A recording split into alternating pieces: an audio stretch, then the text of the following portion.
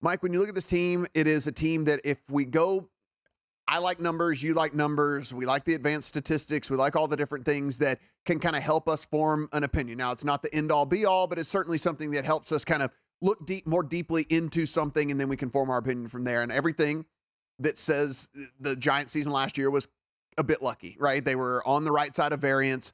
There's projected to be some sort of fall off here. Can a team really get that lucky? That being said, you do now have the happy Saquon Barkley. Now, I understand maybe it's, getting a little bit extra money. I don't know how happy he is, but he at least is back in camp and everyone seems to be playing, in the sandbox together. You have Daniel Jones, who ended up getting paid. They bring in Darren Waller, which I think is kind of an underrated thing because I think Darren Waller might actually line up and play a decent amount, just kind of traditionally out of the slot, maybe even out wide receiver some of the times here to give Daniel Jones an option that he doesn't really have from a wide receiving standpoint. But I'm not willing to buy in on this team. I think everything is kind of appropriate for me. When I look at the win total at 7.5, when I look at to make the playoffs at 160, when I see these other numbers, Super Bowl, kind of a pretty long shot at 65-1. I think that they are probably a pretty long shot to win the Super Bowl. So I don't know. I can't really pick apart a lot of the numbers here for this Giants team.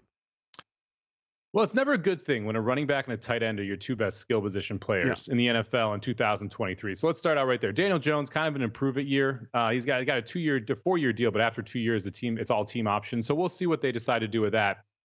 To me, this is one of your biggest regression candidates in the NFL. You go through last year's schedule, you go through how they won the games, and you mentioned it, Matt. This was a smoke and mirrors team last year, and Brian Dable deserves a ton of credit for what he was able to do. When you dive in and look at the formations that he had, both offensively and defensively, they were quirky. There's really no other way to put it. They were scheming up ways to give themselves advantages.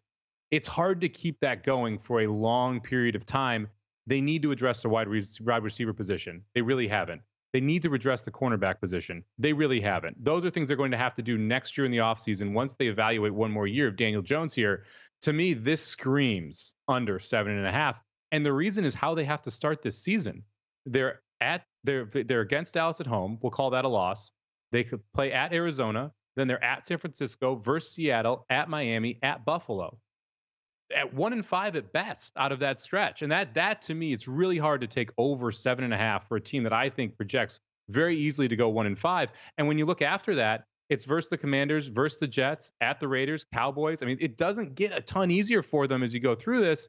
And then right off your bye, your Packers, Saints, Eagles, Rams, Eagles. Brutal finish to the season as well. So I like the under 7.5 here quite a bit for the Giants. I actually played an alt under of 5.5 from a total perspective because I'm not sure what they decide to do once they start really falling off here. This is a team where maybe they don't try all the way down the stretch because they want to get a little bit higher of a draft pick, get in a spot where they can trade it out for a number one wide receiver. But this schedule is just brutal for a smoke and mirrors type of team, which we saw last year. And I feel like there's not as much downside to the Giants in the media because they won a playoff game last year. But we got to remember that was against a Vikings team, which was possibly one of the luckiest teams in NFL history when you look at one-score games last year. Yeah, I think if you take a look at the Giants, and for sure, if let's just, playing devil's advocate, if you did want to bet an over, let's say that you think that they're better than everyone else thinks, you're waiting to bet that over until week 7. Like you're waiting until after week 6 because this number is going to plummet because, as Mike mentioned, look, it is more likely than not they start 1-5.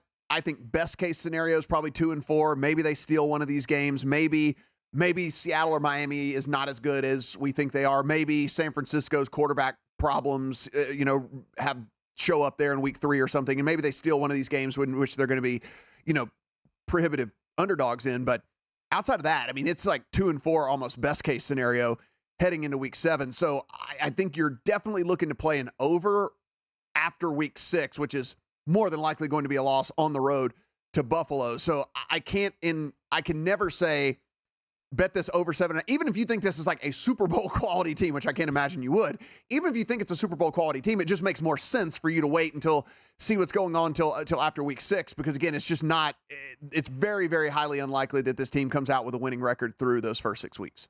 Well, and you bring up a great way to create a middle here too, right? If you're going to play the under 7.5 out of the gate and they start out 1-6, their win total is going to be what, 4.5? Right. 4, somewhere in that range. Right. All of a sudden you create a 2 to 3 win range where you win both bets. And so even if you do like the Giants, you like the over, if you tag the under before, they start out 1-6, then you play the over, you're creating a situation where you can win easily on both bets and still root for the Giants on the way home and hope they do well. Because if they go over that 7.5, guess what? As a Giants fan, you're happy, and you're also still cashing your over ticket after the 6 week. Yeah, it's one of the, and for me, as from just a player prop standpoint here, I honestly don't think that they're going to take it. I think they're going to run Barkley's legs off. Like, I mean, this year, I think it's one of those deals where, like, okay, you want to hold out and you want more money. We're certainly not going to give it to you and all this. Like, I can see him as many carries almost as he can handle, Mike. I think this is probably the likely path to not only victory for this team, because there's big time question marks at the wide receiver position, but also just from a, hey, look, you're still very talented. You are one of the most athletic guys at the position in the entire league. So we're just going to utilize the hell out of that until the end of the season, in which case we will just send you on your way. Yeah, I mean, that's the part of this whole running back situation we have now, and all of the franchise tags we're seeing, the 1-year deals. The downside of the running back is it really incentivizes the team to just load up on carries, load up on touches, because they don't have you after that 1 year. So why wouldn't they want to get the most out of that asset in the short term? Really tough situation for running backs in that sense. Go to VSiN.com/subscribe to become a VSiN Pro subscriber today.